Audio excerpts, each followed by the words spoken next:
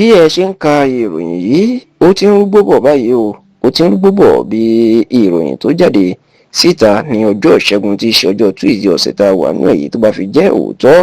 tó sì jẹ́ pé wọ́n ti fẹ́ gbógun gidigidi ti olórí oko orílẹ̀-èdè Nàìjíríà ààrẹ Bọ́lá Ahmed Tinubu ní orílẹ̀-èdè United States of America pẹ̀lú bí wọ́n ṣe ní adájọ́ ní ilé ẹjọ́ lórílẹ̀-èdè Amẹ́ríkà ó ti pàṣẹ wípé kí wọ́n bẹ̀rẹ̀ ìgbẹ́jọ́ lórí ẹ̀sùn tó fi kan ààrẹ Bọ́lá Ahmed Tinubu lọ́pọ̀ ọdún sẹ́yìn lórílẹ̀‐èdè Amẹ́ríkà wípé ó gbé oògùn olóró wọ orílẹ̀‐èdè Amẹ́ríkà tí wọ́n sì ní kí wọ́n fi gbogbo àṣírí ìwádìí náà ìyẹn àwádìí bí Tinubu bó ṣe gbé oògùn olóró wọ Amẹ́ríkà níwọ̀n ọdún 90s kí wọ́n fi ìwádìí náà kí wọ́n fi síta. kì í ṣe ìròyìn mọ́ wípé wọ́n ti gbé ìròyìn jáde tipẹ́ wípé ààrẹ Bọ́lá Ahmed Tinubu àti àwọn bíi afurasí mẹ́ta kan ọwọ́ tẹ̀ wọ́n lórílẹ̀‐èdè United States of America níwọ̀n ọdún 90s ní ọ̀pọ̀lọpọ̀ ọdún sẹ́yìn tí wọ́n ní egbòogi olóró ni wọ́n gbé wọ orílẹ̀‐èdè Amẹ́ríkà tí wọ́n sì nígbà tán mú Tinubu àti àwọn afurasí míì tí wọ́n jọ mú wọn tí wọ́n fẹ́ fi ìyà jẹ wọ́n lábẹ́ òfin orílẹ̀‐èdè Amẹ́ríkà. wọ́n ní ààrẹ Bọ́lá Ahmed Tinubu àti àwọn tó jọ mú wọn wọ́n jẹ́wọ́ pé àwọn jẹ̀bi lóòótọ́ làwọn fẹ́ gbé egbòogi olóró wọ orílẹ̀‐èdè Amẹ́ríkà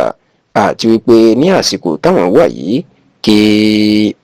àwọn ṣetán láti jọ̀wọ́ gbogbo owó táwọn rí lára oògùn olóró náà fún ìjọba Amẹ́ríkà. ọ̀rọ̀ yìí gan ni àwọn alátakò Tinubu náà máa fẹ́ lò láti takò láti ìgbà tó ti fẹ́ díje dupò ààrẹ lọ́dún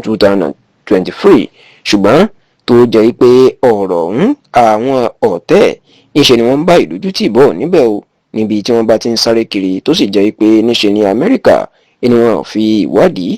ọ̀rọ̀ náà tàbí àbájáde ọ̀rọ̀ náà síta bóyá Tinubu jẹ̀bi tàbí bẹ́ẹ̀ kọ́. ṣùgbọ́n nínú ọ̀sẹ̀ tí a wà nínú ẹ̀ yìí ní ilé-iṣẹ́ kan tí Alhaji Atiku Abubakar tó jẹ́ olùdíje fún ipò ààrẹ lábẹ́ ẹgbẹ́ òṣèlú ADC fètò ìdìbò ọdún tó ń bọ̀ tó gbà láti máa tún orúkọ ẹ̀ ṣe l'Amẹ́ríkà àti láti máa bà Tinubu jẹ́ l'Amẹ́ríkà èyí ilé-iṣẹ́ Von Batten Mortage New York LC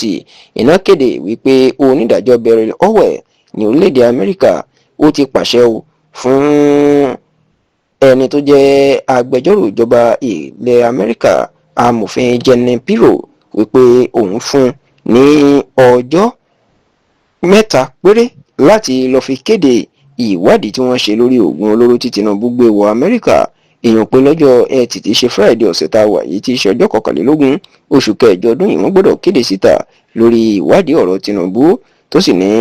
níṣe ní ilé ẹjọ́ ló dá àwíjàre Jeanine Pirro nù wípé ká fún un lọ́jọ́ 10 kóun fi ṣe lé tí ilé ẹjọ́ sì ní ọjọ́ 3 péré lòun fún un. nígbà yìí o ọ̀rọ̀ náà ó ti ń dá awuyewuye ńlá sílẹ̀ tí iléeṣẹ́ tí Àtíkù tó lọ san òbítíbitì owó fún tí wọ́n sì jẹ́ kó di mọ̀ pé àwọn làwọn ṣiṣẹ́ náà táwọn gbógun ti àwọn adájọ́ Amẹ́ríkà táwọn fẹ́ tú àṣírí Tinubu síta lásìkò yìí.